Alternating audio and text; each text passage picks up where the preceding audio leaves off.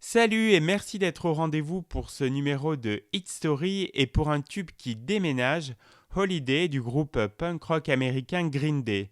Il s'agit du troisième single extrait de leur septième album, American Idiot, paru en 2004. Bien que sur l'album la chanson soit un prélude à un autre titre, Boulevard of Broken Dreams, Holiday est sorti comme single plus tard, en mars 2005.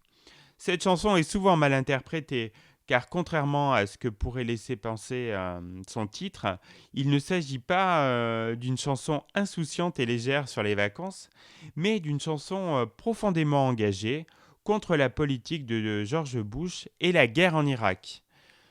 Belle carrière déjà pour le groupe à ce moment-là. Formé en 1989 par deux amis d'enfance, Billy Joe Armstrong, le chanteur, et Mike Dirnt, le bassiste, ils sont rejoints peu après par le batteur, John Kiffmeyer. Le succès arrive en 1994 avec l'album Dookie et le single Basket Case. American Idiot est donc leur septième album, le plus ambitieux. Un rock opéra dont deux des titres durent pas moins de 9 minutes. Cet opus est caractérisé par une véritable histoire qui est racontée tout au long des 13 titres qu'il compose. American Idiot est l'album qui fera taire les mauvaises langues. Certains pensaient Green Day mort, mais non, il n'en est rien. Le groupe est bien là, prêt à montrer qu'il en a encore dans les guitares. Nous sommes en 2004 et la politique de George W. Bush ne satisfait pas tous les Américains.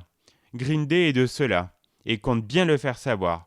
Pour cela, ils ont des titres énergiques ou mélancoliques, mais qui n'en sont pas moins des armes de destruction massive. Holiday, American Idiot, Make Me Up When September Ends, pour ne citer que, font la renommée de cet album qui a cartonné et qui restera sûrement dans les annales.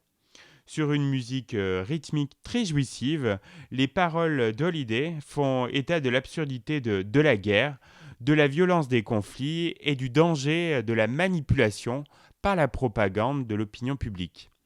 Le clip déjanté reprend cette charge contre la politique guerrière de l'administration Bush au tout début, avant d'alterner les folies du groupe en voiture et leur travestissement dans un bar. Soyons honnêtes, nous sommes nombreux à avoir hurlé Holiday à plein poumon et l'occasion nous est donnée de recommencer.